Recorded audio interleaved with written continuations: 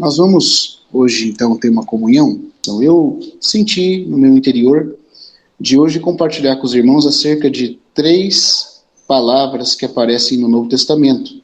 Elas estão presentes em 3 versículos que nós vamos ler para ser como tema, e elas aparecem no idioma grego do Novo Testamento. Então vamos para Romanos capítulo 8 primeiro, e a primeira palavra, é prototokos, que é a palavra que equivale a primogênito. Então em Romanos 8, versículo 29, vamos ler do 28 e 29 para pegar melhor o contexto. Eu estou lendo na versão João Ferreira de Almeida, tá? Revista e atualizada. Sabemos que todas as coisas cooperam para o bem daqueles que amam a Deus, daqueles que são chamados segundo o seu propósito. Porquanto aos que de antemão conheceu, também os predestinou para serem conformes à imagem de seu Filho, a fim de que ele seja o primogênito entre muitos irmãos. Esse é o primeiro versículo. O segundo está em 1 Coríntios capítulo 15, versículo 20. E ali vai aparecer o termo aparké, no grego, que é traduzido como primícias. Então nós vamos olhar esse versículo também. Mas, de fato, Cristo ressuscitou dentre os mortos, sendo ele as primícias dos que dormem. Então aqui aparece a palavra aparké, que é primícias. E o outro versículo último, para nos ajudar nesse tema, é Colossenses capítulo 1, versículo 18. Para nós entendermos melhor o contexto, eu vou começar no 16, tá? Mas a palavra mesmo aparece no 18. Pois nele foram criadas todas as coisas nos céus e sobre a terra, as visíveis e as invisíveis, sejam tronos, sejam soberanias, quer principados, quer potestades, tudo foi criado por meio dele e para ele. Ele é antes de todas as coisas, nele tudo subsiste. Ele é a cabeça do corpo da igreja. Ele é o princípio, o primogênito de entre os mortos, para em todas as coisas ter a primazia. Essa expressão, essa palavra princípio, que é arché. Então, prototokos, aparké e arché. São 3 expressões que o apóstolo Paulo usa para definir quem é o nosso Senhor Jesus. Irmãos, e essas expressões aplicadas a Cristo têm um profundo significado no crescimento do nosso entendimento a respeito dele, de sua glória, e também como consequência para a nossa vida cristã. Eu espero, pela graça de Deus, confessando aqui a minha insuficiência para falar disso. Eu sei, irmãos, eu tenho, pelo menos nisso, eu penso que o Espírito Santo tem deixado claro para mim, eu sou totalmente insuficiente para falar toda a grandeza, ou para conseguir expressar tudo que essas 3 palavras significam em profundidade em relação ao Senhor Jesus. Mas, contando com a ajuda dele, nós vamos aqui, fazendo como o irmão Dini e a Francisco falavam, uma pequena aproximação. Vamos devagarzinho e que o Senhor nos ajude. Então, irmãos, essas 3 palavras são muito importantes porque elas revelam a grandeza do Senhor Jesus e a consequência de quem ele é para nós, para que a nossa experiência espiritual com ele também seja plena. Para que esses 3 termos aplicados a ele revela quem ele é e a consequência de quem ele é para nós, para a nossa experiência cristã com ele. Então nós vamos começar vendo essa primeira palavra, que é essa palavrinha aí que eu tenho uma dificuldade na língua, mas é prototokos. Então essa palavrinha prototokos, que é primogênito, proto vem de primeiro, vem daquilo que vem inicial, aquilo que tem a primazia, que vem na frente, Daí vem a palavra protótipo, por exemplo, é o primeiro tipo, e prototokos, esse prototokos Esse tokos vem do termo que significa gerado, nascido, como um filho, né? Então, é aquele primeiro filho, o filho mais elevado, primogênito, o que nasceu primeiro, né? A primeira criança.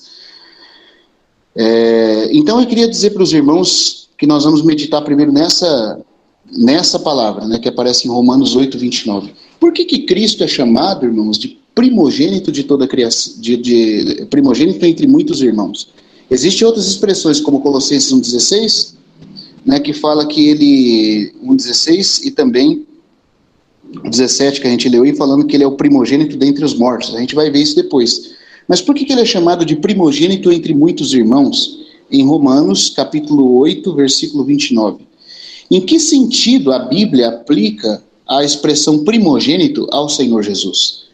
Então nós temos que começar, primeiro aqui, desconstruindo, né, alguns enganos que tem com relação a isso.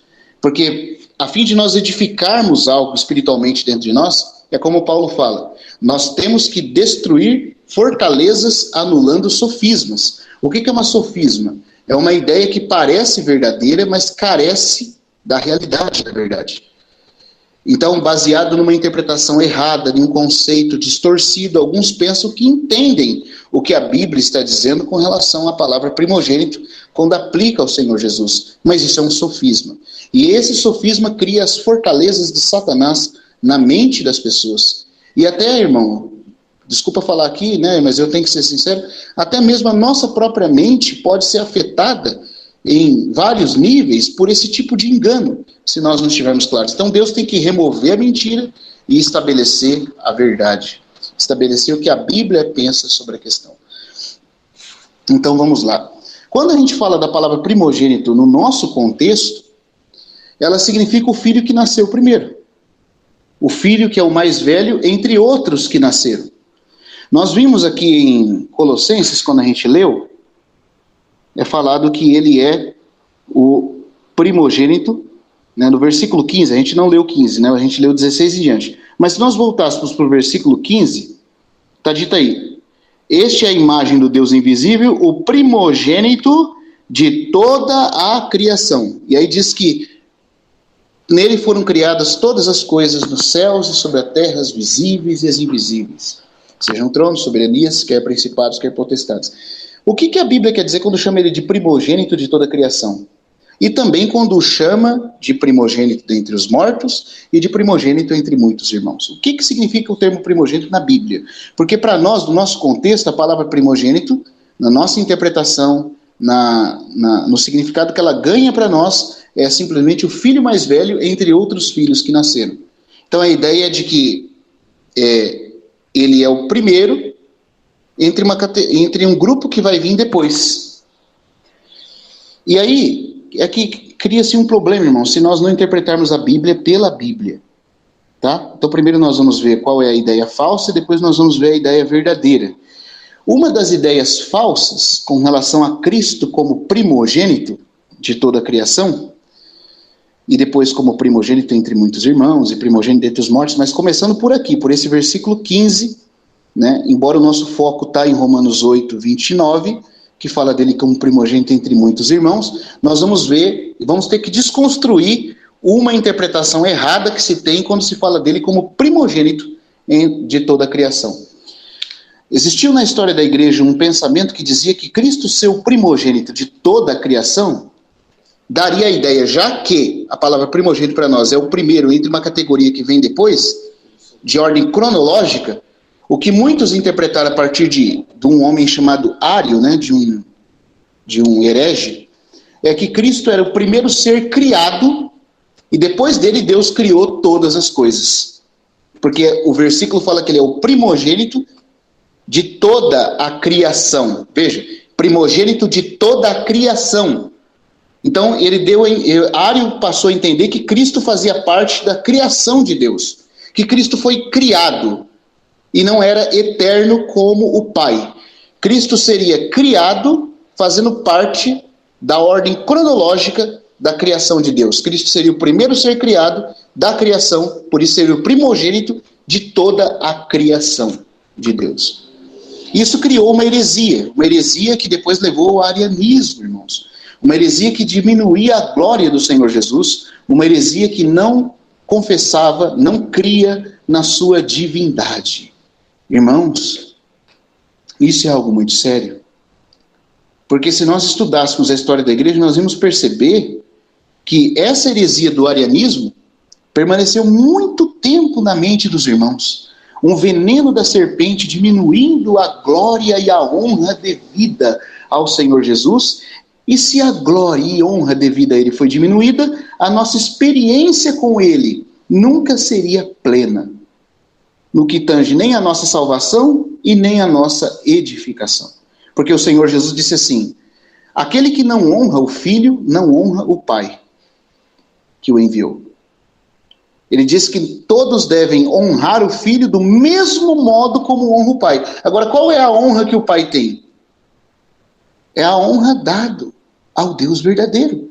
Se o Filho deve ser honrado como Pai, a fim de que nós tenhamos união com Ele e vida eterna, isso significa que se nós diminuímos quem é o Senhor Jesus, se nós não cremos no que Ele fala acerca dele, se nós não cremos corretamente no que a Bíblia confessa a respeito dele, então nós não temos participação com Ele. Então nós não somos salvos. Então nós estamos, na verdade, indo contra o que o Pai estabeleceu. O Senhor disse assim: se vós não credes que eu sou, em vossos pecados morrereis. Se nós não honramos o Filho como honramos o Pai, nós diminuímos a glória do Filho e já não é mais o Filho que estamos adorando. Dá para os irmãos entenderem, irmão, a gravidade disso? Então essa mentira, esse veneno da serpente que acabou dando origem ao arianismo, é uma heresia que diminui a glória do Filho de Deus, que faz ele não ser eterno com o Pai, que não dá a ele o status que o Pai dá. E se ele é menor do que Deus, ele não pode ser nosso Salvador, porque foi contra Deus que nós pecamos. Como que alguém menor do que Deus vai poder nos salvar da ira de Deus? Como que o pagamento menor do que Deus vai poder aplacar a ira santa e justa de Deus?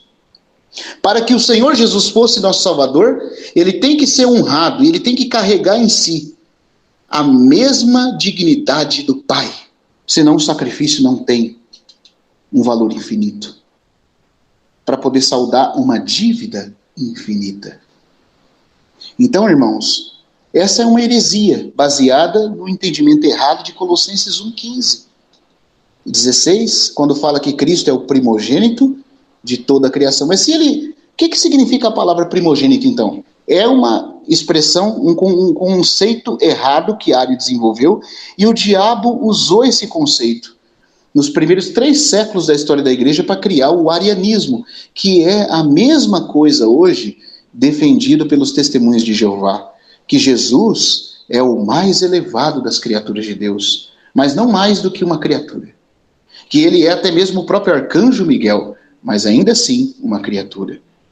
Se primogênito de toda a criação não significa que ele é o primeiro que foi criado na ordem da criação, porque o problema é esse, irmão, primogênito é o primeiro de toda a criação. É que Ario pensou assim: você está falando que ele é o primogênito de toda a criação, então ele é o primeiro que foi criado da criação.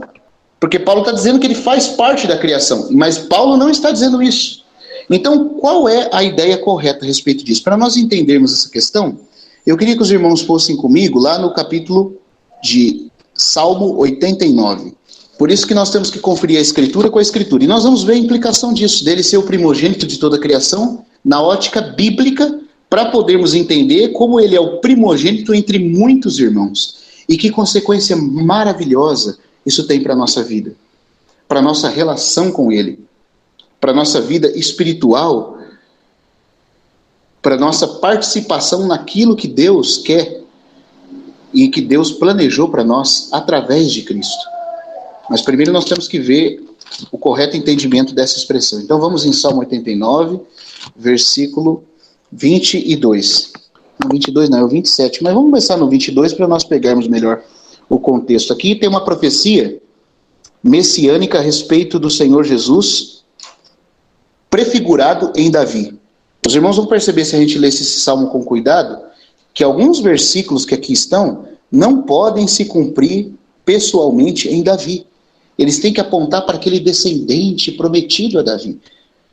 E falando acerca desse descendente, o versículo 22 começa falando: o inimigo jamais o surpreenderá, nem há de afligir o filho, nem o há de afligir o filho da perversidade. Esmagarei diante dele os seus adversários e ferirei os que o odeiam. A minha fidelidade e a minha bondade o hão de acompanhar, e em meu nome crescerá o seu poder.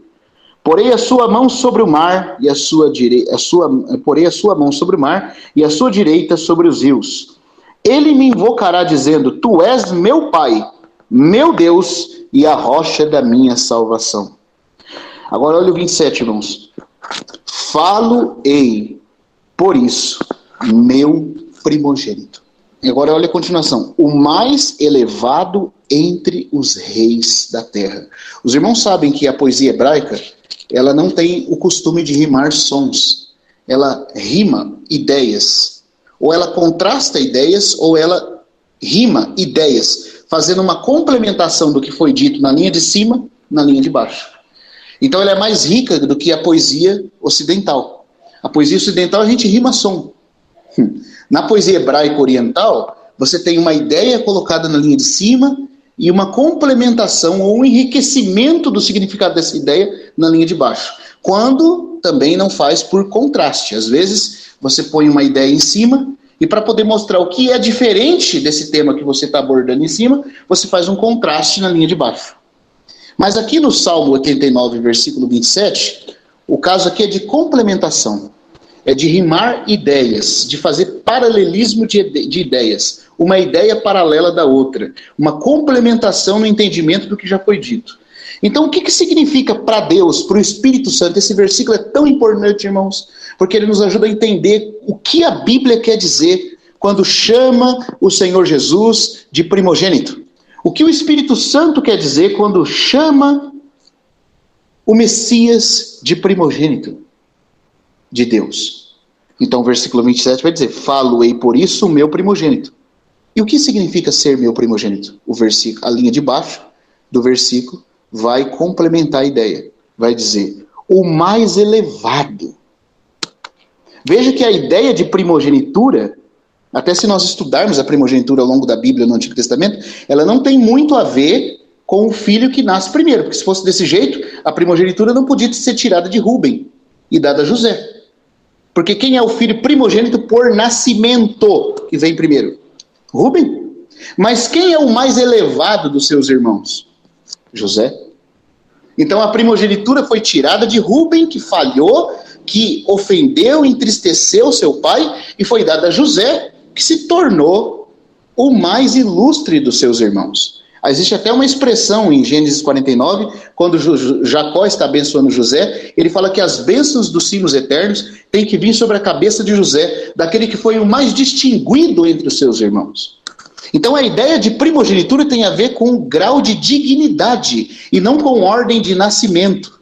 Primogenitura tem a ver com grau de dignidade, principalmente, em primeiro lugar, e não primeiramente com ordem de nascimento. Então, quando a Bíblia diz que o Senhor Jesus, profetizando aqui no Salmo 89, a respeito de Davi e daquele que Davi prefigurava, porque parte dessa profecia, você vai ver que pode se aplicar a Davi, mas tem algumas partes dela, principalmente no versículo 21, que a gente começou a ler, até o versículo 27, você não pode aplicar isso a Davi, isso tem que se referir ao Messias, aquele que era prefigurado por Davi e que viria da carne de Davi, nasceria de Davi para cumprir a tipologia. Então, é dito que esse Messias que viria e nasceria de Davi, ele seria feito o primogênito. Né? Falo-ei por isso o meu primogênito. E o que significa ser o primogênito? O mais elevado. Não aquele que nasceu primeiro, mas aquele que tem o maior grau de honra dentro da concepção divina. Nesse sentido, relembrando aqui, Rúben, né, perdeu a primogenitura para o seu irmão José, porque Rúben desobedeceu e José foi excelente em toda a obediência e em todas as coisas diante do coração do seu pai. Então ele se tornou o mais distinguido de todos os seus irmãos. certo? Se nós lermos também, vamos ler aqui um outro texto, em 1 Crônicas, capítulo 5, versículo 1. Quanto aos filhos de Ruben, o primogênito de Israel, né? Aí ele vai explicar. Pois era o primogênito, mas por ter profanado o leito de seu pai, deu-se a sua primogenitura aos filhos de José. Então, José, por meio dos seus filhos, ganhou a primogenitura de Jacó. E ele diz assim, filho de Israel, de modo que na genealogia não foi contado como primogênito. Ruben não foi contado como primogênito. Judá, na verdade, foi poderoso entre seus irmãos e dele veio o príncipe. Porém, o direito de primogenitura foi de José.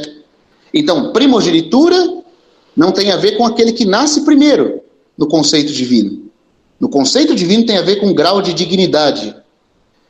Ruben era o primogênito por nascimento, mas como com Deus nascimento não é o que mais importa, com Deus o que importa é a fidelidade que distingue por eleição, e essa eleição ortoga, né, a preeminência, esse preeminente é feito primogênito.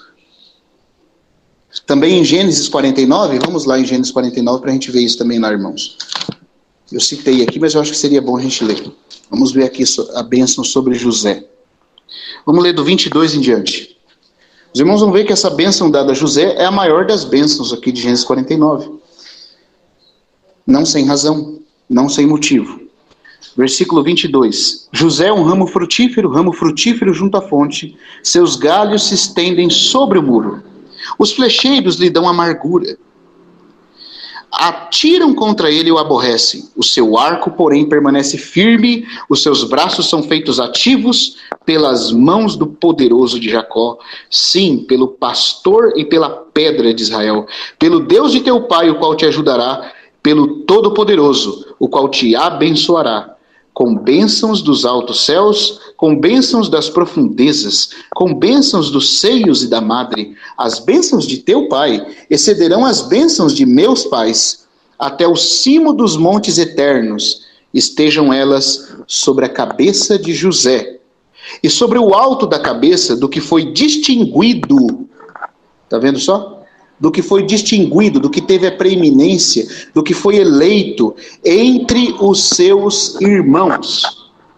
Primogenitura tem a ver com o mesmo conceito de eleição. E aqui a gente começa a ver, irmãos, que a eleição não tem nada a ver com o que o calvinismo ensina, que Deus elegeu uns para a vida eterna e outros para a condenação eterna. Isso é uma falácia, isso é interpretar incorretamente, de modo perverso, o caráter de Deus. Deus não é um Deus que criou o homem como um robô e endurece de propósito o coração de alguém para mandá-lo ao lago de fogo e depois amolece o coração de alguém porque quer salvar só um grupinho que ele elegeu. Eleição não tem a ver com salvação ou perdição eterna, porque a oferta da salvação pela graça, Tito diz que a graça de Deus se manifestou salvadora a todos os homens. Bendito seja Deus pelo seu amor. Porque o amor de Deus, o amor salvador de Deus, deseja alcançar todos os homens. Deus não é um Deus como Calvino pinta. Deus não tem prazer em condenar uns para o inferno pelo santo mistério da sua vontade, como dizem alguns calvinistas. Deus não tem vontade nem na morte do perverso. Deus não tem prazer em condenar. Por isso a eleição não se aplica à salvação eterna. A salvação eterna é dádiva oferecida gratuitamente a todos os que creem. Mas a eleição tem um lugar na Bíblia. E toda vez que ela é mencionada, ela se liga a um aspecto de primogenitura, de herança, de preeminência dentro do propósito de Deus. E isso é diferente de vida eterna. Porque na primogenitura você podia perder a primogenitura e mesmo assim continuar sendo filho.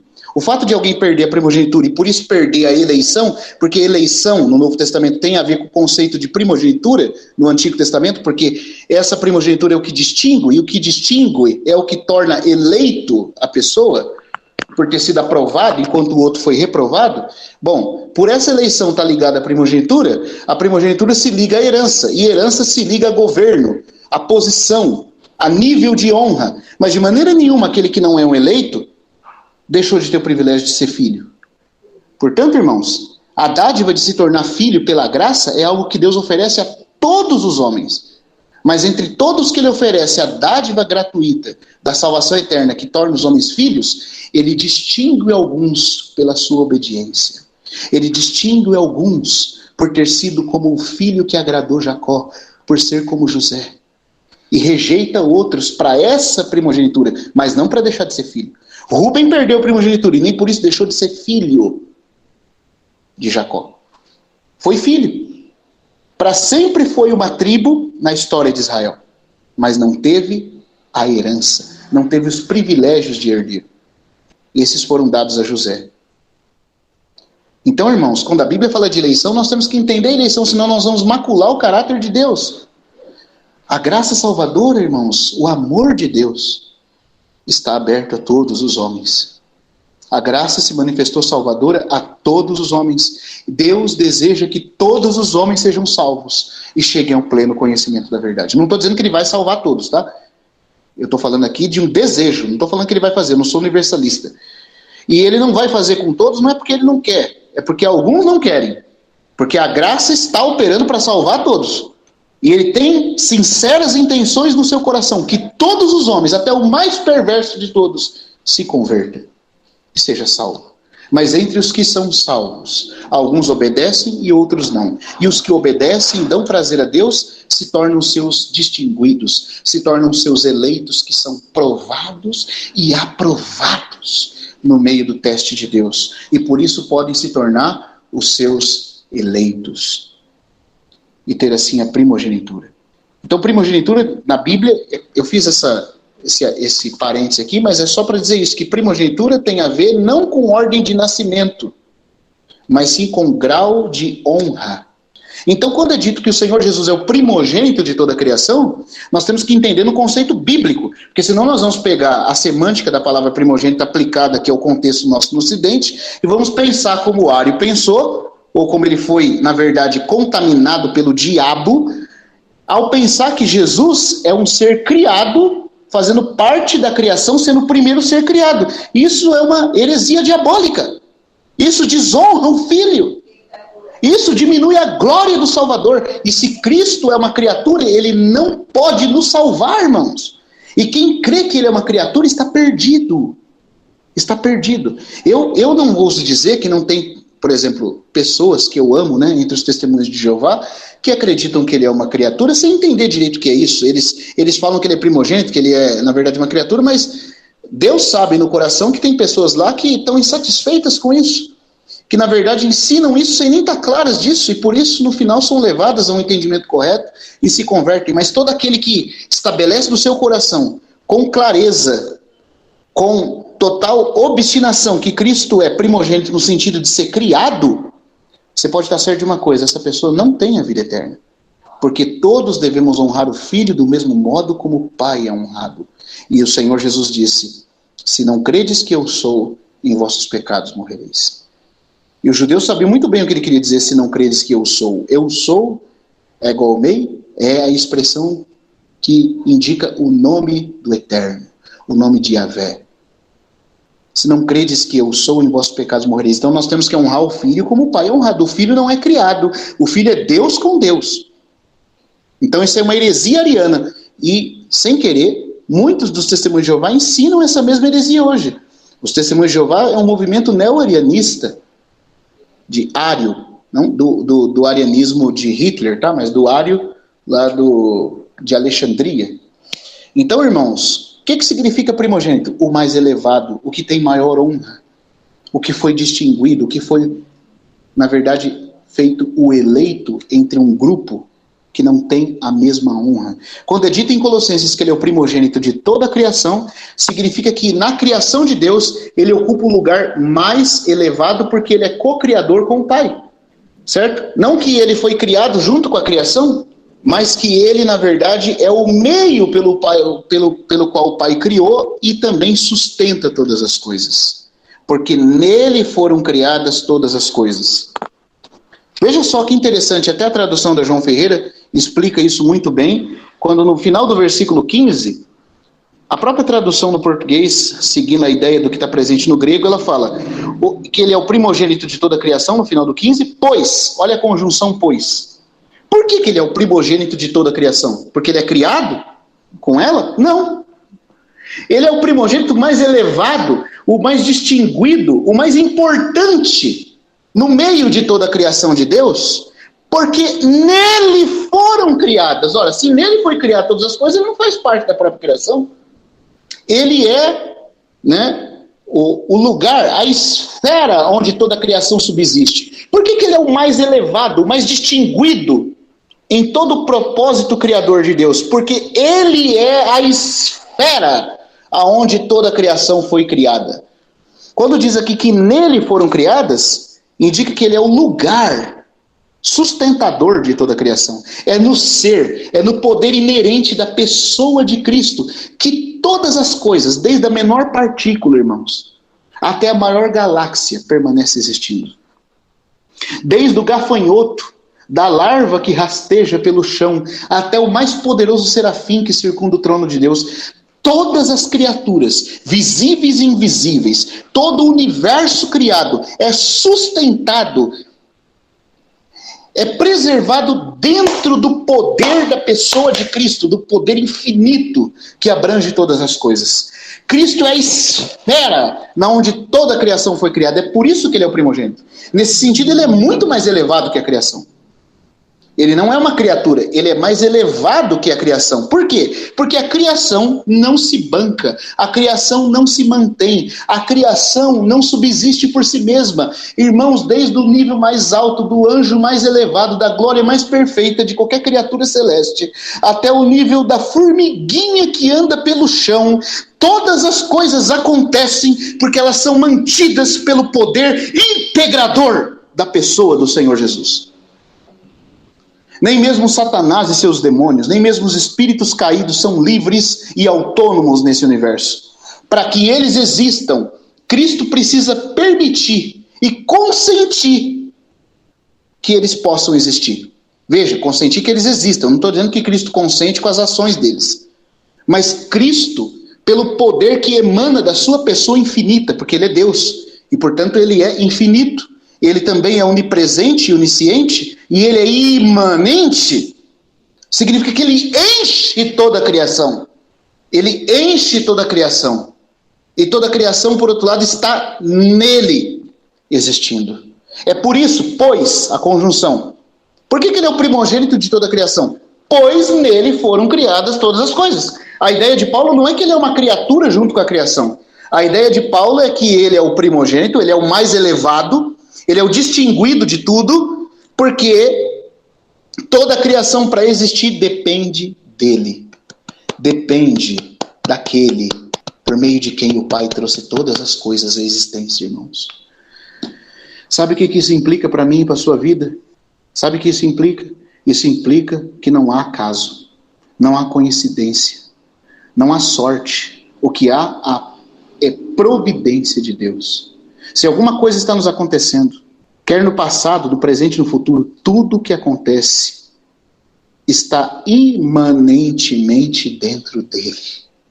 E só está acontecendo porque ele está permitindo. Irmãos, que consolo isso gera para o nosso coração. Que consolo isso gera para a alma de um crente quando ele está chegando nas portas da morte. Ou quando ele está com um ente querido nas portas da morte. Porque se esse poder é o que trouxe tudo à existência, se essa pessoa é aquele em quem todas as coisas subsistem, se ele é o primogênito no sentido de ser o mais elevado porque ele mantém todas as coisas existindo, e ele é que trouxe todas as coisas à existência, então que consolo isso deve gerar quando nós passamos por uma aflição, por uma dor, por uma tribulação, pela perda de alguém que amamos. Porque isso indica que nada está fora do controle absoluto dele. E outra coisa, esse poder que sustenta tudo é o mesmo poder que trará todas as coisas à vida novamente. Todas as coisas que entraram na morte serão trazidas de volta à existência. Por quê? Por causa do poder que esse que sustenta todas as coisas tem em si mesmo. Nele. Ele é o primogênito porque nele foram criadas todas as coisas. Não é porque ele foi criado antes das outras coisas, não. Ele não é criado. É porque ele é o mais elevado. E por que ele é o mais elevado? Porque toda a criação para existir depende dele. Como disse um irmão comentando um texto de Hebreus, quando é dito em Hebreus que ele sustenta todas as coisas pela palavra do seu poder, a ideia que nós temos que ter bem clara ali é a seguinte: para que todos os astros, estrelas dos céus, mundos e planetas girantes, para que todo o universo, para que tudo que existe, vivo, no mundo físico ou espiritual, deixasse de existir, Cristo só precisaria desejar isso. E para que tudo que está existindo exista, ele só precisa desejar que assim seja. Porque é nele que todas as coisas existem. Nesse sentido, ele é mais elevado do que a sua criação. Está dando para entender, irmãos? Se o texto está dizendo que, pois nele foram criadas todas as coisas, é porque ele não é parte das coisas que foram criadas. Eu não posso fazer um pão nessa mesa e dizer que a mesa é parte do pão. Se eu estou aqui, na mesa que eu estou me apoiando aqui, eu vou sovar um pão nessa mesa aqui. Essa mesa é a esfera na onde esse pão está sendo, né, feito. Então essa mesa não é o próprio pão. Se Cristo é a esfera na onde toda a criação foi criada, ele não faz parte da própria criação.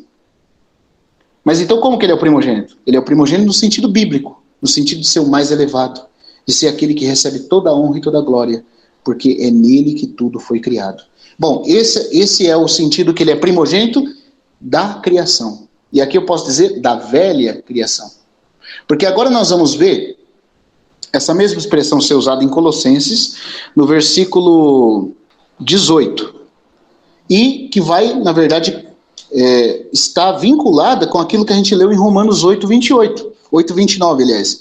No versículo 18 fala: ele é a cabeça do corpo, da igreja. Ele é o princípio, o primogênito de entre os mortos.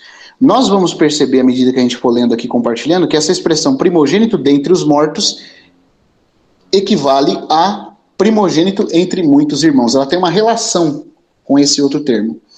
Quando é dito no versículo 15 e 16 que ele é o primogênito de toda a criação, porque nele foram criadas todas as coisas, está falando da criação, da relação de Cristo como aquele que é mais elevado do que a sua criação, como criador da criação que caiu. Então está falando de uma relação de Cristo com a velha criação, com a criação do cosmos, da terra e de todas as criaturas e seres que existem.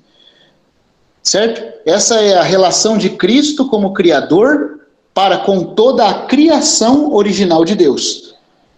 Mas louvado seja o Senhor, irmãos. O Senhor não tem só uma velha criação. O Senhor tem uma nova criação. Todas as coisas caíram. Ele criou, e por causa da queda do querubim que caiu, e da queda do homem, todas as coisas entraram em desarmonia e caíram. Então o que ele fez? Ele foi à cruz, e na cruz, que maravilhoso, irmãos, ele pôs um fim, judicialmente, ele pôs um fim a tudo o que pertence a essa velha criação que caiu. E levou tudo isso para o túmulo. E quando ele ressuscitou, ele inaugurou. O que ele inaugurou? Uma nova criação. E essa nova criação está ligada ao poder indestrutível da sua ressurreição. E essa nova criação tem como centro o novo homem de Deus. Na verdade, o novo homem de Deus, esse homem coletivo, essa nova criação, é Cristo e os seus. Então, quando fala que ele é o primogênito entre os mortos, agora está falando da relação dele como primogênito da nova criação.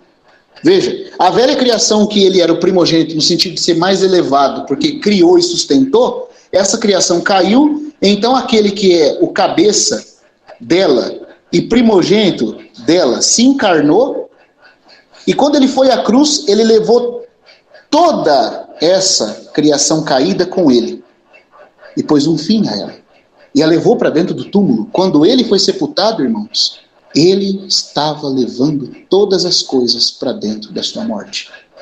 E quando ele ressuscitou, ele inaugurou em si mesmo uma nova criação.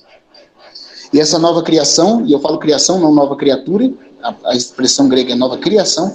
Essa nova criação é um homem coletivo, do qual ele é o cabeça.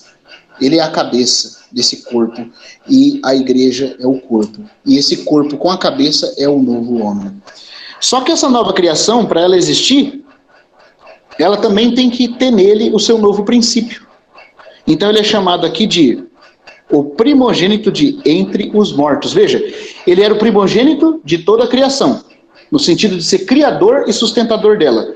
Aí ela caiu. O que ele fez? Ele se encarnou, foi crucificado, levou tudo isso para o túmulo. E agora, em ressurreição, ele é primogênito de novo, mas não só da criação, mas de dentre os mortos. Significa, irmãos, que ele é o primeiro que saiu da morte para nunca mais voltar. Ele é o mais elevado dessa nova ordem dos que vão sair da morte para nunca mais voltar. E nesse sentido, ele é o primogênito entre muitos irmãos. Porque se ele saiu da morte para nunca mais voltar, indica que os seus irmãos também sairão. Ele é o mais elevado, porque é nele que isso é inaugurado. É nele que começa a vida indestrutível. Presta atenção numa coisa, eu não sei se a tradução dos irmãos conserva o que aparece aqui, na João Ferreira atualizada, de acordo com o grego. Não é primogênito dos mortos, é primogênito de entre os mortos.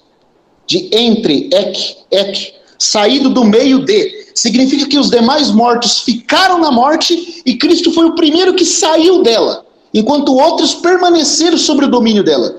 Nesse sentido, irmãos, presta atenção nisso, porque isso é glorioso. Nunca houve genuína ressurreição em toto até Cristo sair da morte. Sabe por quê? Porque todos os outros que ressuscitaram antes dele, como por exemplo os que foram ressuscitados por Eliseu, por Elias, né? Eliseu ressuscitou um jovem, depois ressuscitou um homem que tocou no seu cadáver. Elias ressuscitou uma criança. O Senhor Jesus também tinha ressuscitado pessoas. Ressuscitou Lázaro, a filha de Jairo, né? Ele ressuscitou pessoas. O filho da viúva de Naim. Só que todas as pessoas estavam debaixo do poder da morte ainda. Eles estavam entre os mortos. Você está entendendo? Por quê? Por que eles estavam entre os mortos? Porque a morte ainda iria prendê-los, mais cedo ou mais tarde. Lázaro ressuscitou e voltou a morrer. Não tenha sombra de dúvida disso. O filho da viúva de Naim ressuscitou e voltou para o túmulo depois. A filha de Jairo ressuscitou e voltou a morrer. Mas Jesus foi o primeiro que saiu para sempre do domínio da morte. De dentre os mortos. Enquanto os outros mortos ficaram afetados pelo poder da morte. Trancafiados no Hades pelo poder que os segura no mundo dos mortos. Jesus saiu de dentre. Ele foi o seleto. Ele foi o primeiro que saiu de dentre o mundo dos mortos, e nunca mais será tocado pela morte. Ele é o mais elevado dessa ordem da ressurreição plena. Ele é o mais elevado. Ele é o inaugurador dessa ordem. Por isso ele é o primogênito, o mais elevado de entre os mortos. Porque entre os mortos que entraram no Hades, tudo é comum. Todo homem segue essa sequência. Nasce, peca, morre e fica no Hades. Nasce, peca, morre e fica no Hades. E ainda que ressuscitasse pelo poder de Deus, mas ele tem uma dívida que não foi saldada. Ele tem o pecado que ele carrega consigo. E tudo que o pecado tocou, a morte também vai tocar. Mais cedo ou mais tarde, mesmo que esse homem ressuscite, ele vai ter que morrer de novo. Foi o que aconteceu com todos os que ressuscitaram antes do Senhor Jesus. Mas o Senhor Jesus nunca foi tocado pelo pecado. Como ele nunca foi tocado pelo pecado, ele não tem salário nenhum para receber do pecado. A gente sabe pela Bíblia qual que é o salário do pecado.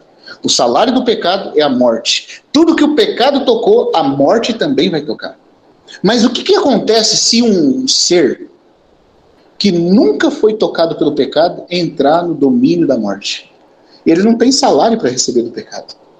Quando ele entra na esfera da morte, ele é um estranho dentro dessa esfera. Então sabe o que acontece, irmãos?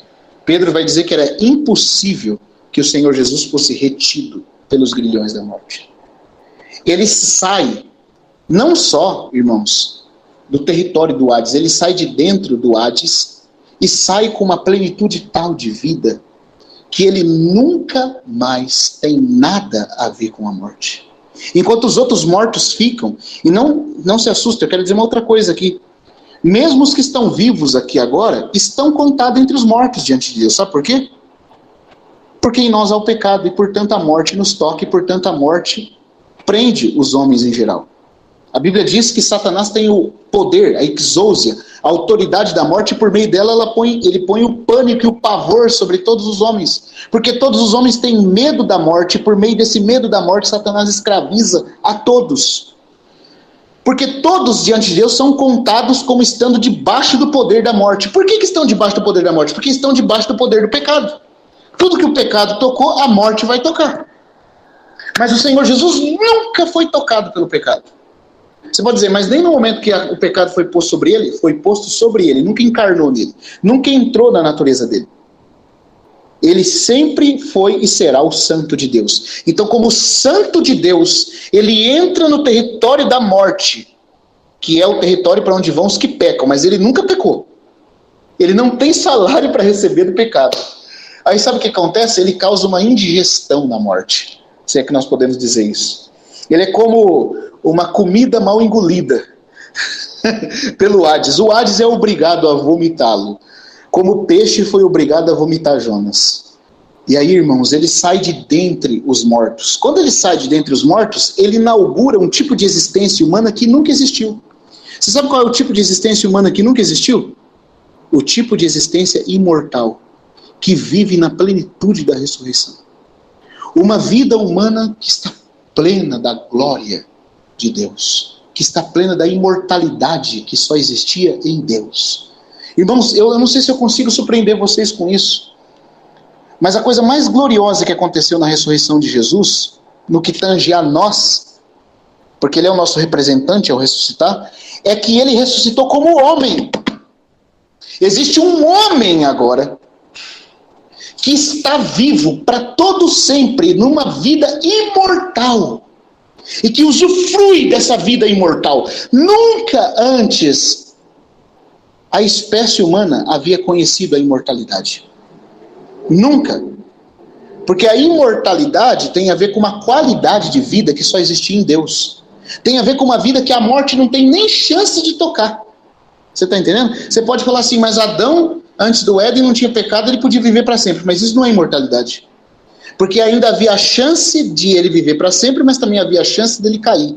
A morte ainda o estava rondando. A morte era uma tentação constante para ele. A morte podia tocá-lo. A morte podia vencê-lo. Ele ainda estava tendo que tratar com aspectos que têm a ver com o que a morte poderia produzir se ele desobedecesse. De alguma forma, irmãos, Adão ainda estava sujeito a poder ser tocado pela morte. Mas a vida imortal é uma vida que não só nunca morre, mas destrói a morte quando encontra a morte. É imortalidade em todo, em plenitude. O Senhor Jesus, como homem, saiu do território do Hades e vive um tipo de existência que nunca pode morrer, nunca pode ser tocado pela morte, e que quando encontra a morte, destrói a própria morte. Porque é um poder de vida indestrutível, como diz Hebreus. Ah, irmãos, é esse tipo de vida que ele inaugurou quando ele saiu do sepulcro. Ele é o primogênito, o mais elevado dessa ordem dos que vão sair. Sabe por que vão sair? Porque graças a Deus, ele nos estava representando quando ele fez isso. Ele pagou o nosso débito e por causa dele, todos nós um dia usufruiremos isso. Mas ele é o primeiro, no sentido de ser o mais elevado dessa ordem. No caso dele, a primogenitura, sim, também se aplica na ordem cronológica. Porque ele, na questão da nova criação, ele foi o primeiro.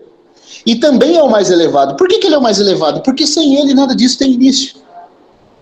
Quem antes dele tinha provado esse tipo de existência, irmãos?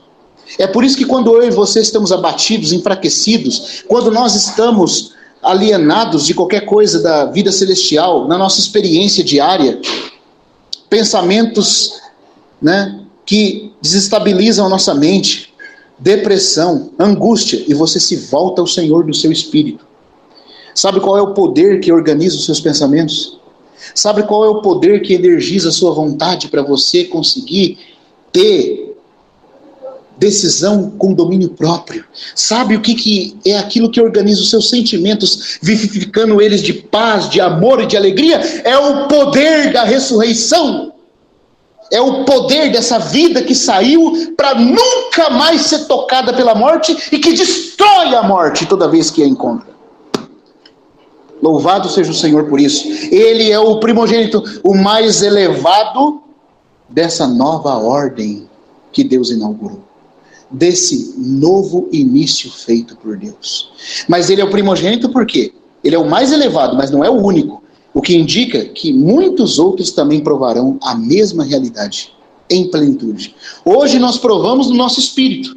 Hoje, como Paulo diz, nós temos as primícias do Espírito dentro de nós. Nós já temos um antigozo disso quando nós nos voltamos ao Senhor. Quando nós o invocamos. Quando nós dizemos, numa situação de trevas. Quando uma enfermidade nos ataca. Quando a canseira se abate sobre nós, irmãos. Principalmente quando você está servindo o Senhor. O irmão Atmani, eu até comentava isso ouvindo o Gustavo lendo, né? Do Homem Espiritual. E nós comentávamos isso no grupo, que o irmão Ni sempre fala que o cristão precisa conhecer o poder de ressurreição do Senhor. Ele precisa experimentar o Senhor Jesus como seu poder de ressurreição. Porque, irmãos, não é pouco. Nós temos que lutar contra o pecado diariamente. As forças das trevas nos atacam. As lutas e labutas dos irmãos nos preocupam. Nossos próprios problemas se abatem sobre nós. São os poderes das trevas. É as lutas dos irmãos que vão nos desgastando também, porque a gente está envolvido com eles. É as nossas próprias lutas diárias. É o pecado que nos tenta. Certo? É o mundo que nos rodeia com seus problemas. Todas essas forças vindo sobre nós, se não for pelo poder de ressurreição, que Cristo vive em plenitude. Ele saiu como homem, e como homem, ele experimenta esse poder plenamente. E pelo Espírito Santo, esse poder que já está nele na glória é ministrado ao nosso espírito. Se nós não aprendermos a viver por essa vida que está no nosso espírito, nós não temos como vencer todas essas forças antagônicas, irmãos. Nós não temos, é muita coisa, é muita pressão. Por isso nós temos que nos alegrar, rejubilar, quando nós vemos que ele é o primogênito dentre os mortos. Ele não é só o primogênito de toda a criação, ele não só criou e sustenta toda a criação, mas ele é o primogênito de dentre os mortos, porque quando a criação caiu, ele resolveu tudo que era de negativo no Calvário. Ele levou tudo que era negativo no túmulo e ele saiu, enquanto tudo que era negativo ficou. Ele saiu e inaugurou em si uma vida, trouxe consigo uma vida imortal que nenhum da nossa espécie humana conhecia. Como homem ele vive essa realidade, e como homem, pelo poder do Espírito Santo, esse homem bendito, glorioso Jesus Salvador, esse homem bendito, pelo Espírito Santo, ministra tudo que essa vida é no nosso espírito, e nós já podemos ter um antigozo disso no nosso espírito. Então, embora as coisas estão caindo ao nosso redor, embora as coisas estão ficando cada vez piores, mas nós nos voltamos ao Espírito, nós nos voltamos a Ele, e ali nós provamos a vida que organiza tudo, que reestrutura tudo, que imortaliza o que está sendo tocado pela morte. Hoje nós vivemos assim, nessa ambivalência entre o já e o ainda não. Tudo isso já é real em Cristo. Na nossa experiência, nós só temos as primícias disso.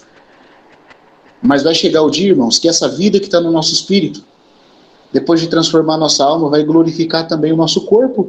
E assim como Cristo saiu de dentre os mortos para nunca mais voltar de dentre, tudo que a morte toca ficou no sepulcro.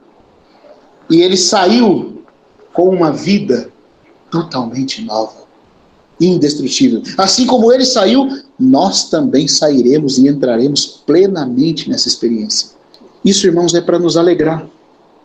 Isso é o que nos faz continuar a carreira, a corrida. Isso é o que nos põe de pé.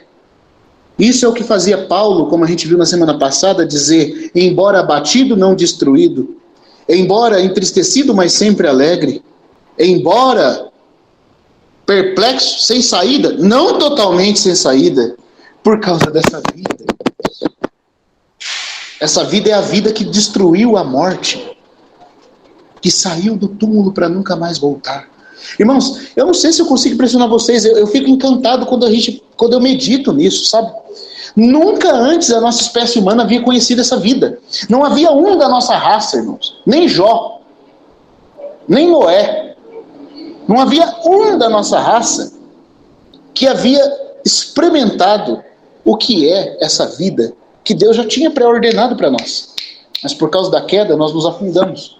Mas o Senhor Jesus não é só o primogênito de toda a criação como criador e sustentador, mas também como redentor, que, por um lado, julgou tudo que era de negativo dessa criação, tudo que foi antagônico e obstinado contra Deus, levou isso ao túmulo e saiu em ressurreição, inaugurando em si mesmo uma nova criação. E ele, como o pioneiro disso, é o mais elevado dessa nova ordem. Essa ordem, esse novo tipo de existência, em que ele vai introduzir um dia todos nós em plenitude. Mas embora ainda nós não tenhamos isso em plenitude, nós já temos as primícias disso no nosso espírito, como diz Paulo. Isso é o que significa ele ser o primogênito dentre os mortos. Não só primogênito de toda a criação, mas primogênito dentre os mortos. E é por isso, é por ele ser o primogênito dentre os mortos e ter inaugurado em si mesmo esse novo tipo de existência. Eu vou usar uma palavra aqui. Eu vou usar uma palavra para poder deixar a coisa mais aberta ainda. Como diz o irmão Herman Hidebors, né? Ele inaugurou o mundo da ressurreição. Nunca antes alguém havia provado em plenitude, não alguém da nossa raça, da raça humana, nunca ninguém havia provado em plenitude o que é viver pelo um poder indestrutível de vida, de glória, de plenitude, pelo poder da ressurreição. Cristo inaugurou em si mesmo esse novo tipo de existência. E está infundindo cada vez mais no nosso homem interior, no nosso espírito, essa vida poderosa. Essa vida poderosa entra no nosso espírito, extravasa do nosso espírito para a nossa alma, preenche, vivifica e organiza os pensamentos conturbados, entristecidos da nossa mente. Você vê que quando você começa a orar, você se volta ao Senhor, qualquer que seja a situação, irmão, não tem uma situação que quando você se volta a Ele, de quando você o busca, de quando você o invoca de coração, você não experimenta essa vivificação. Eu desafio qualquer um que duvidar a fazer. Eu desafio qualquer um nas horas mais amargas da noite, por exemplo, a invocar Confúcio, ver se acontece alguma coisa. Chama Buda, chama Maomé. Não acontece nada. Sabe por quê? Porque esses homens morreram e estão trancafiados no Hades. Eles mesmos, prisioneiros da morte, que nunca conseguiram vencer. Mas o nosso Senhor Jesus, experimenta, irmão. Eu sei que aqui muitos já experimentaram. Eu já experimentei, e você também. Na hora quando não tem saída. Na hora que parece que tudo vai desabar. Na hora que os pensamentos estão confusos. Porque sua alma, diferente do seu espírito, ainda não prova todas essas primícias da ressurreição. Ela ainda tem as suas partes de ambivalência, aquilo que por um lado ela experimenta, por outro lado ainda não em plenitude. Então você tem pensamentos que são desajustados, são confusos, sentimentos depressivos, introspectivos, vontade fraca, sem domínio próprio, diante de uma tentação. Experimente invocar aquele que tem o poder da vida indestrutível. E você vai ver que esse poder, que já é real, pleno em Cristo, também é aplicado na sua situação. Na hora que a tentação nos cerca, que está quase impossível não cair naquele pecado, invoque-o, chame-o com realidade, com fé, e nunca vai ser a mesma coisa. Porque Jesus nunca deixou de socorrer. Nunca, com o poder da sua vida, que tem provado cada dia ser suficiente, ele deixou de socorrer aquele que nele espera, aquele que o invoca. Então ele ser o primogênito dentre os mortos, para nós, é glorioso. Por ele ser o primogênito de toda a criação, ele é o Criador que criou e sustenta. Por ele ser o primogênito dentre os mortos, ele é aquele que resolveu tudo que a morte havia tocado e inaugurou em si mesmo uma vida que não morre mais e nos dá dessa vida, até nos levar a experimentá-la em plenitude. Por enquanto ele está infundindo isso em nosso espírito. À medida que eu provo isso no meu espírito, isso se extravasa para a minha alma. Os pensamentos ajustados são ajustados, a emoção desequilibrada é equilibrada, a vontade fraca ganha domínio próprio. E nós somos moldados na sua imagem. Mas um dia essa vida poderosa, que hoje já passa do espírito para a minha alma e da minha alma para o meu corpo, vivificando, como a gente viu na semana passada, que Paulo disse que até mesmo na sua carne mortal a vida de Jesus se manifestava, através dos quebrantamentos que a sua alma sofria, a vida passava do espírito para a alma, e da alma ela era refletida até mesmo na carne mortal de Paulo, que é exatamente o que Romanos 8:11 fala, quando diz que ele, se o espírito dele habita em nós, esse espírito vivificará o nosso corpo mortal. Não está falando ali de ressurreição ainda. Está falando de vivificação. Porque o Espírito Santo que traz essa vida imortal de dentre os mortos, essa vida que saiu de dentre os mortos, a vida indestrutível, que é citada em Hebreus 7. Ele vive pelo poder da vida indestrutível, da vida indissolúvel. Essa vida imortal, que é ministrada para o meu espírito, que extravasa para a minha alma, também atinge o meu corpo, vivificando nas debilidades que ele sente. Vivificando, irmão, energizando-nos para toda a boa obra que Deus quer fazer. Como nós precisamos conhecer essa vida, esse poder que venceu a morte de uma vez por todas, primogênito de dentre os mortos. Ele vivifica o nosso corpo, mas vai chegar um dia que não só a vivificação, não vai parar na vivificação, não vai parar na infusão de vida no nosso espírito, renovação da nossa alma e transformação dela e vivificação do corpo. Vai acontecer até mesmo a glorificação do nosso corpo. E aí nós vamos provar do que ele também prova. Em plenitude. Em plenitude. Por isso que ele é o primogênito mais elevado dessa nova ordem, porque ela começa a acontecer por meio dele, mas não para nele. Se estende a todos nós. Se estende a todos nós. Está acessível a todos nós. E por isso que ele também é o mais elevado dentre os muitos irmãos. Porque os muitos irmãos só podem ser irmãos com essa mesma vida por causa da obra realizada por ele. Primogênito entre muitos irmãos. Significa que muitos outros gozarão da mesma qualidade de vida e de glória que ele agora vive como homem. Eu não estou falando da glória essencial do Senhor Jesus. A glória da sua essência diz respeito à glória que ele tem como Deus, os seus atributos divinos que ele não comunica. Eu estou falando da glória que ele vive como homem. Ou seja, a vida indestrutível, o amor, a comunhão plena, a imortalidade, a beleza de Deus. Tudo isso será também nosso, em plenitude, irmãos.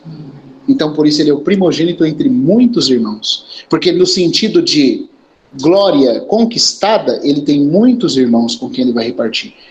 Ele nunca reparte a sua glória essencial, mas ele reparte a glória da sua vitória com os seus irmãos que o seguem.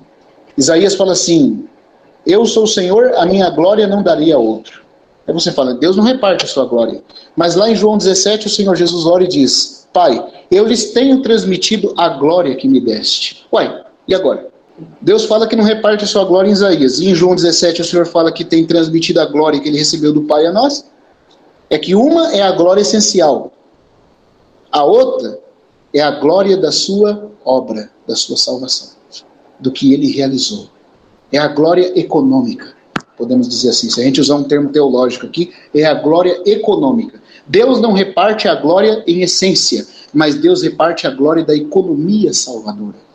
Na economia salvadora de Deus, Cristo tem muitos irmãos que recebem tudo aquilo que Deus pode comunicar às suas criaturas. E o que são esses? Todos os seus atributos incomunicáveis, inclusive sua glória, beleza, fulgência, imortalidade, comunhão plena, amor pleno. Tudo isso, como é de Cristo, Jesus homem também será nosso. Em plenitude, irmãos. E nós já podemos provar disso. Quando nos voltamos ao Espírito, nosso Espírito já prova o antigozo de tudo isso. Até recebermos a plena filiação e tudo isso se tornar nosso em plenitude. Então, e quando fala que ele é o primogênito entre muitos irmãos, é o mesmo que dizer que ele é o primogênito dentre os mortos, no sentido de que há uma correlação disso. Por que ele é o primogênito entre muitos irmãos? Porque ele é o primogênito de dentre os mortos. O fato dele ser o primogênito de dentre os mortos, dele sair da morte para nunca mais voltar, nos representando, indica que a mesma operação da morte que estava em nós e que ele venceu, também será vencida em nós, porque recebemos a mesma vida que ele. E também entraremos plenamente na mesma experiência que ele. Louvado seja o Senhor por isso, irmãos. Louvado seja o Senhor por isso. Graças ao Senhor. Então ele é o prototokos, né, entre muitos irmãos. E também é o prototokos de dentre os mortos. Louvado seja ele. O mais elevado nessa nova criação de Deus. Nessa ordem nova que Deus trouxe à luz. Que Deus trouxe à existência. Sim, bendito seja o Senhor por ele ser o primogênito de toda a criação. Mas isso é uma relação dele como criador da criação. Agora, ele ser o primogênito dentre os mortos e o primogênito dentre muitos irmãos, é a relação dele com a nova criação, da qual nós já fazemos parte. E na qual já estamos, pelo menos parcialmente, de modo a usufruir. E que usufruiremos em plenitude na sua vida. Esse é o primeiro tópico, irmãos. E eu vou ter que deixar o aparqué e o arqué para a próxima reunião. Tá? São temas correlacionados, tá? Nós vamos ver 1 Coríntios 15, 20 e Colossenses 1, 18 na próxima reunião. Eu só vou deixar essas duas últimas palavras aqui, porque não deu tempo mesmo de falar tudo hoje. E eu sinto que elas precisam serem faladas, então nós vamos ver se nós conseguimos falar das outras duas na próxima reunião que a gente tiver, tá? Que o Senhor fale mais ao nosso coração, que Ele nos impressione, irmãos, com o fato de que Ele é o Criador e sustentador, que de forma imanente sustenta toda a criação. Nesse sentido, Ele é o primogênito mais elevado, porque toda a criação para existir depende dele. Embora essa criação esteja nele, no que tange a existência, ela se desarmou, ela se alienou nele do que diz respeito à harmonia de comunhão. E caiu. Então o que ele fez? Ele foi à cruz. Ele crucificou tudo que fazia parte da queda. Ele levou tudo isso ao túmulo. E ele emergiu, criando em si mesmo uma nova criação, que tem como força motriz uma vida que nunca mais morre e que destrói o pecado. E que destrói a própria morte. E que infunde vida no espírito, na alma e no corpo de todo aquele que em fé se une a ele. Até o ponto que essa vida vai chegar até mesmo a glorificar com a glória que ele compartilha. Com a glória que ele compartilha com os seus. Ela há de glorificar em plenitude todos que estão incluídos nessa nova criação. Eu queria concluir, eu falei que eu vou parar, então eu vou só ler mais um versículo com os irmãos. Queria que a gente pudesse ler, tá? Esse texto de Hebreus capítulo 7, que faz referência ao tipo de vida pela qual o Senhor Jesus vive agora. E por isso ele é primogênito de dentre os mortos. Ele sai da morte para nunca mais voltar, porque ele não só não morre mais, existindo para sempre, mas há um poder, uma vida dentro dele que é a vida indissolúvel. É uma vida que não pode nem mesmo ser tocada por nenhum resquício da morte. É isso que o autor de Hebreus quer dizer. E que sempre que encontra a morte, a destrói. Irmãos, por isso que eu posso dizer para os irmãos aqui, antes da gente ler lá em Hebreus, quando Deus ressuscitou o Senhor Jesus, Paulo vai dizer em Efésios que Deus usou a suprema força do seu poder. Houve mais poder de Deus envolvido na ressurreição do Senhor Jesus, exibição de poder, do que ao criar o universo. Sabe por quê? Porque o universo, quando Deus criou o universo, vamos ver se eu consigo colocar isso. Ele criou o universo como uma coisa à parte de si. Ele apenas sustenta o universo. Certo?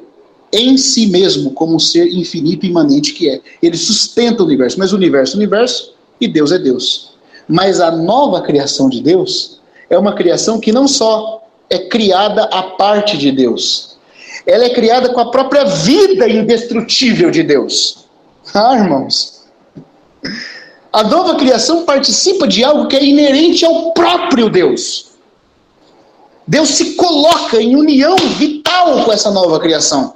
Portanto, há sim mais poder nessa nova criação, envolvido no processo dela existir, do que no processo de existir a velha criação. Por isso Paulo vai dizer que Deus, ao ressuscitar o Senhor Jesus e elevá-lo à sua destra, fazendo com que Cristo viva de maneira plena em seu corpo, alma e espírito toda a realidade que Deus é, Paulo vai dizer que para Cristo como homem ser ressuscitado e ser ascendido e colocado à destra de Deus, vivendo em plenitude essa vida, e pelo Espírito Santo infundindo essa vida dentro de nós, Paulo diz que Deus exibe a suprema riqueza, a suprema força do seu poder. Não é pouca coisa, irmãos, o que eu e você recebeu. Não é pouca coisa o que está acessível a nós, para nós vivermos a vida cristã. É toda uma vida que está inerente ao próprio Deus, que só existia em Deus, e que agora existe em alguém da nossa espécie, em um homem, e que esse homem infunde em nós pelo Espírito. Pelo Espírito Santo ele infunde essa mesma vida em nós. A vida indestrutível, a vida indissolúvel. Vamos ler Hebreus capítulo 7, versículo 13 em diante. Vamos ler do 13 em diante até o 17. Até o 16, aliás, do 13 ao 16. Aqui o autor de Hebreus está contrastando, né, o ministério sacerdotal terreno dos levitas, que era passageiro, transitório, fraco, porque só tocava nas coisas externas da carne, não podia mudar o homem por dentro, não podia tocar na consciência do homem, não podia tocar na alma do homem, não podia transformar o homem de dentro para fora. E não podia resolver o problema da separação de Deus com o homem e nem destruir toda a consequência que essa separação gerou. Por isso esse sacerdote ele é transitório, fraco, passageiro e apenas externo, só cuidando das coisas no que tange a carne, a purificação externa da carne. Agora o Senhor Jesus não. Então ele está contrastando os dois tipos de sacerdócio. No 16 ele fala, no 13 ele fala, porque aquele de quem são ditas estas coisas pertence a outra tribo. A promessa de ser sacerdote segundo a ordem de Melquisedeque. Está falando de Jesus. Jesus não era da tribo de Levi, era da tribo de Judá, da qual ninguém prestou serviço no altar. Pois é evidente que nosso Senhor procedeu de Judá, tribo a qual Moisés nunca atribuiu sacerdotes. Então, Cristo não é da ordem dos levitas. Cristo é sacerdote da ordem de Melquisedeque, e a ordem de Melquisedeque tem que ser uma ordem diferente da dos levitas, porque se a ordem que o Senhor Jesus entrou para ser sacerdote fosse a dos levitas, ele não poderia ser sacerdote, porque nem da tribo de Levi ele era da tribo de Judá. Mas Deus, mesmo ele sendo da tribo de Judá, disse que ele é sacerdote de uma outra ordem, de uma ordem que não tem nada a ver com Levi, da ordem de Melquisedeque. Irmãos, um dia, se o Senhor preparar, a gente vai ver com o tempo o que significa o sacerdócio de Melquisedeque. Se você estuda a carta aos Hebreus, você sabe que ela é uma carta muito profunda. Na verdade, ele é o livro mais sério do Novo Testamento, de acordo com o irmão Christian, de acordo com o irmão Gouveia, com o irmão Lang, e com todos os irmãos que estudam a Bíblia de forma profunda. E o tema mais profundo, mais pesado, mais alimento sólido da carta aos Hebreus é o sacerdócio celestial, segundo a ordem de Melquisedeque. Em que ele difere de Arão? Esse é o tema mais profundo dessa carta. E aí o autor de Hebreus está falando que Jesus é dessa ordem, que ele não é levita. Que se ele fosse levita, se ele fosse ser sacerdote para ser da tribo de Levi, ele teria que ser da tribo de Levi se ele fosse sacerdote terreno. Porque os sacerdotes terrenos de Israel vinham de Levi, mas Jesus era de Judá. Ele nunca poderia ser sacerdote se fosse para ele ser segundo a ordem de Levi, porque para ser sacerdote na ordem de Levi tem que proceder de Levi, mas ele era de Judá. E contudo Deus falou que ele é sacerdote para sempre. Mas não da ordem levítica, mas sim da ordem de Melquisedeque. E aí ele vai fazer esse contraste agora, no versículo 15. E isto é ainda muito mais evidente quando, à semelhança de Melquisedeque, se levanta outro sacerdote constituído, olha só, esse outro sacerdote que se levantou segundo a ordem de Melquisedeque, quem é? É o Senhor Jesus. Então fica provado que a tribo, que o sacerdócio de Levi é passageiro e vai passar, que não é o ideal de Deus, que existe uma outra ordem superior, a ordem de Melquisedeque. Essa ordem tem alguém que se levantou, não vindo da tribo de Levi, porque segundo a carne ele era da tribo de Judá, mas contudo ele está dentro dessa ordem superior de Melquisedeque, e ele é constituído não conforme a lei de mandamento carnal. Por que mandamento carnal, irmão? Mandamento carnal, o que significa? Não é um mandamento que te leva para a carne, não é isso. Não é que o mandamento é carnal na natureza, como se fosse uma natureza carnal de mandamento. Não, aqui mandamento carnal significa mandamento que só trata com as coisas externas da carne. Da carne como algo transitório, da fragilidade da nossa exterioridade humana. Só trata com sangue de boi, com aspectos que o tato, né, pode tocar e sentir. Só com coisas externas. Mandamento carnal. Constituído não conforme a lei de mandamento carnal, do mandamento que só toca na carne, nas coisas exteriores, mas segundo o poder da vida indissolúvel. O Senhor Jesus se tornou sumo sacerdote, segundo a ordem de Melquisedeque, pelo poder da vida indissolúvel. Eu amo essa expressão, vida indissolúvel, vida que não se desintegra, vida que não pode ser nem maculada por nada que tenha a ver com a morte, mas que destrói a morte onde quer que a encontre. Por esse sumo sacerdote dessa ordem, ele vive por esse mesmo poder e ministra esse poder a todos que pertencem a ele. Portanto, irmãos, todos que fazemos parte dessa nova criação estamos vitalmente unidos a ele. E essa nova criação, então, exibe mais poder de Deus do que o poder que criou o universo. Porque para criar o universo, o poder é inferior no nível de qualidade. Por quê? No nível de qualidade, no nível de grau de poder. Por quê? Porque é um poder que criou de forma externa a Deus. A criação é criação, Deus é Deus. Mas a nova criação não é algo separado de Deus. É algo que participa da própria inerência da vida eterna de Deus. Deus está unido vitalmente à sua nova criação, da qual o Senhor Jesus é o mais elevado. Porque é nele que isso é inaugurado e é nele que isso tem início e consumação. Louvado seja o Senhor. Eu paro por aqui. Que o Senhor continue falando no nosso coração.